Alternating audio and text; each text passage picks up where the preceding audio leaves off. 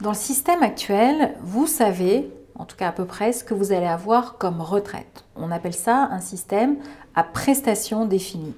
Grosso modo, vous allez avoir 50% sur le salaire sur les 25 meilleures années si vous travaillez dans le privé et sur les 6 derniers mois si vous travaillez dans le public. Vous le savez, si vous remplissez bien sûr les conditions sur la durée de cotisation et sur l'âge légal de départ à la retraite. C'est ce qu'on appelle un système à prestations définies. Dans le système universel que veut le gouvernement, dans un système universel à points, vous savez ce que vous allez cotiser, mais vous ne savez pas ce que vous aurez à la retraite. Tout simplement parce que votre retraite sera déterminée par un nombre de points fois la valeur du point. Et pour l'instant, vous ne connaissez pas, et moi non plus, ce que sera la valeur du point dans 10, 15, 20, 30, 40 ans. C'est ça la principale différence entre les deux systèmes.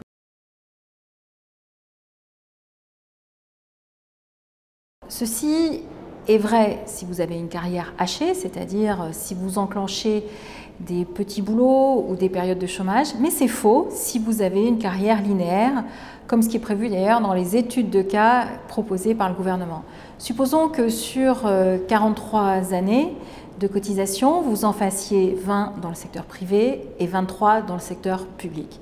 Eh bien, il suffit d'appliquer une règle de 3 à la proportionnalité de chacun des cas appliqués. Je vais m'expliquer. Supposons que vous finissiez votre carrière dans le secteur public, les 23 dernières années dans le secteur public. Eh bien, vous prenez les 6 derniers mois, vous calculez votre retraite sur les 6 derniers mois, sur le salaire que vous avez sur les 6 derniers mois, et vous appliquez aussi une quote-part sur les 20 premières années que vous avez passées dans le secteur privé. À la fin des fins, vous additionnez la pension que vous devez avoir dans le secteur privé et la pension que vous devez avoir dans le secteur public. C'est juste une addition, il n'y a rien de compliqué. Donc l'argument du gouvernement est faux. Vous pouvez aujourd'hui parfaitement enchaîner 2 carrières, voire 3 carrières dans des systèmes différents. C'est toujours un système de proportionnalité qui s'applique sur chacune des périodes de votre carrière.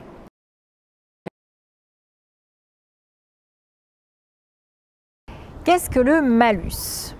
Alors dans tout système de retraite, il existe un malus qui s'applique quand on part à la retraite avant de remplir toutes les conditions, c'est-à-dire les conditions d'âge, qui est un âge légal aujourd'hui à 62 ans, ou les conditions de durée de cotisation, qui est actuellement de 43 ans. Mais pour la première fois, depuis 1945, le système de malus que propose le gouvernement et sa majorité repose non pas sur la durée de cotisation, mais sur l'âge réel de départ à la retraite. Pour illustrer ce point, je vais vous donner 2 exemples. Prenons un ouvrier qui a commencé à travailler à 20 ans, qui a toutes ses années de cotisation, c'est-à-dire 43 ans, donc 20 ans plus 43, il part à la retraite à 63 ans.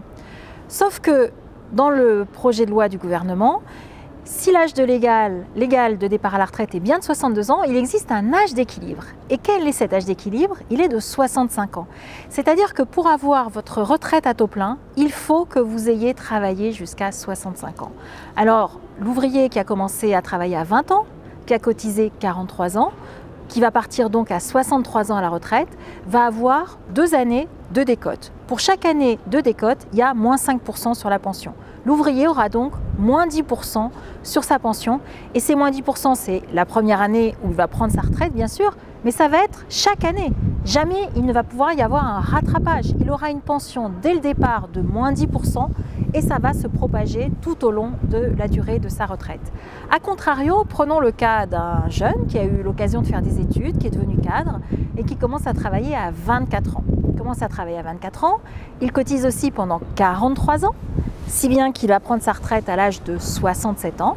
67 ans, c'est 2 ans de plus que l'âge d'équilibre proposé par le gouvernement, si bien qu'il va avoir un bonus. C'est ça l'injustice de ce système. Pour une même durée de cotisation, l'ouvrier aura 10% de malus et le cadre aura 10% de bonus, tout simplement parce qu'ils n'ont pas commencé à travailler au même âge. C'est une grande injustice et cette injustice-là, nous n'en voulons pas.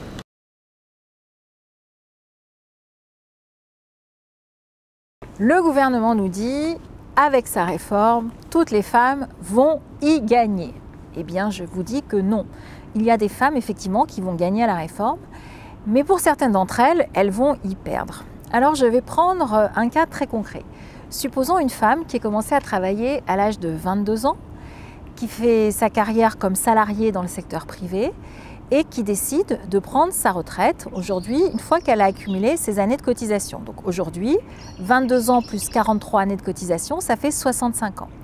Comme cette femme a eu un enfant, elle a le droit à 8 trimestres, c'est-à-dire qu'au lieu de cotiser 43 ans, elle ne peut cotiser que 43 ans moins 8 trimestres. Donc je reprends mon petit exemple. Cette femme, grâce aux 8 trimestres qui lui sont accordés pour l'enfant qu'elle a eu, va pouvoir prendre sa retraite à 63 ans et avoir un taux plein.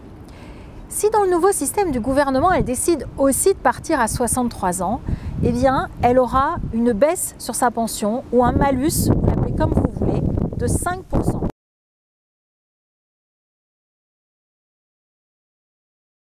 Le gouvernement nous dit, avec cette réforme, tout le monde va pouvoir avoir au moins 1 000 € par mois. Alors évidemment, c'est une annonce qui est réjouissante et dont chacun pourrait se satisfaire. Sauf qu'évidemment, il faut regarder dans le détail et voir qu'il s'agit là d'une fausse promesse. Pour avoir 1 000 € par mois au minimum de retraite, il faut que vous ayez cotisé pendant 43 ans. Donc ça introduit une nouvelle règle qui n'existe pas dans le régime par points du gouvernement. Et il faut en plus que chaque année, vous ayez cotisé au niveau du SMIC pour au moins 600 heures. Ça, ce sera faisable par exemple par certains agriculteurs, mais pas par tous.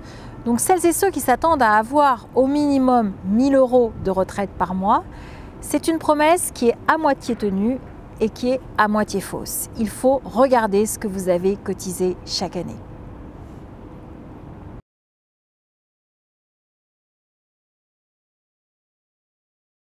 Le problème de cette promesse des 1 000 € par mois, c'est qu'évidemment, même si vous avez cotisé 43 ans et que vous avez cotisé à hauteur de 600 heures par an au niveau du SMIC, cette promesse ne s'appliquera pas pour les agriculteurs qui sont déjà à la retraite et qui seront les grands perdants de cette réforme. Les deux gouvernements qui ont augmenté les retraites agricoles sont ceux de Lionel Jospin et de François Hollande. Pour le dernier quinquennat, les retraites agricoles pour un chef d'exploitation qui a une carrière complète ont été portées à 75% du SMIC. C'est pas assez, mais c'est un premier pas. Un deuxième pas aurait pu être facilement franchi en portant ces retraites agricoles à 85% du SMIC. Ici, nous sommes à l'Assemblée nationale et cette proposition a été votée en 2016 à l'unanimité. C'était à l'initiative du groupe communiste. Donc ces agriculteurs qui sont aujourd'hui à la retraite ne verront pas le début d'un commencement de revalorisation de leur retraite.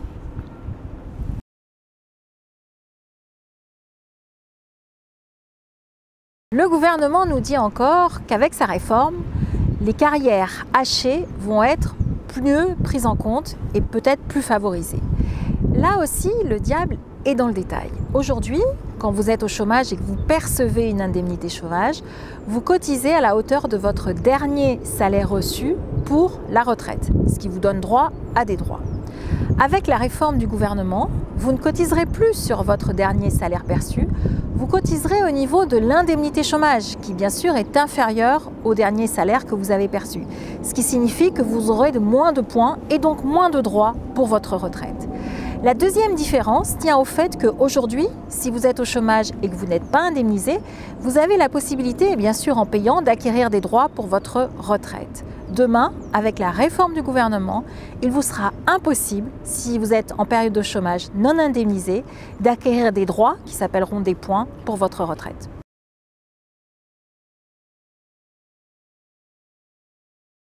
Le gouvernement nous dit le nouveau système universel à points qu'il entend créer ne concernera que les générations nées après 1975. Eh bien, c'est à la fois vrai et c'est à la fois faux. Parce que ce qu'il oublie de vous dire, c'est que pour faire la jonction entre le système actuel et le nouveau système qu'il compte mettre en place, il faut créer un régime transitoire.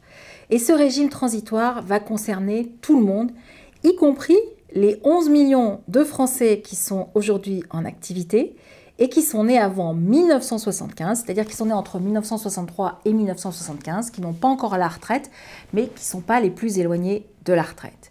Pour ces 11 millions de Français nés avant 1975, il y aura dès le 1er janvier 2025, pour ces 11 millions de Français nés avant 1975, dès le 1er janvier 2025, il y aura une variation de leur assiette et de leur taux de cotisation pour la retraite. Il y a une chance, une crainte plus exactement, que ce taux de cotisation augmente au 1er janvier 2025. Mais ça, on n'en sait rien, parce que le gouvernement ne nous dit rien. On sait juste que tous les Français, qu'ils soient nés avant 1975 ou après 1975, vont être concernés par le régime de transition. Ça, le gouvernement ne vous le dit pas, mais ce qui est sûr, c'est qu'au 1er janvier 2025, il y aura une variation de taux et d'assiette. Enfin, un dernier point, si vous commencez à travailler le 1er janvier 2022, eh bien vous serez d'ores et déjà concerné par le nouveau système que le gouvernement entend mettre en place.